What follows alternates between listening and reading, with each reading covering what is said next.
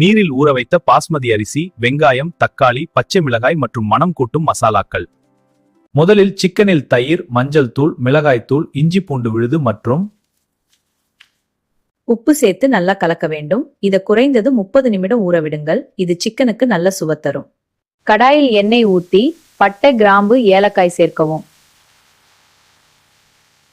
பின்னர் வெங்காயத்தை பொன்னிறமாக வதக்கி தக்காளி மற்றும் பச்சை மிளகாய் சேர்த்து நல்லா குழைய விடுங்கள்.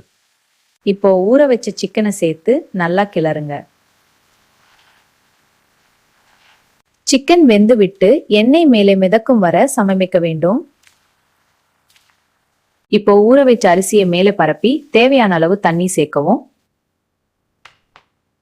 புதினா மற்றும் கொத்தமல்லி தூவி மூடி வைத்து மிதமான தீயில் 20 நிமிடம் தம் போடுங்கள். சூடாகவும் மணமாகவும் இருக்கும் சிக்கன் பிரியாணி தயார். இத ரைத்தா அல்லது சாலடுடன் பரிமாறலாம். வீட்டிலேயே ஹோட்டல் ஸ்டைல் சுவை அனுபவிக்கலாம்.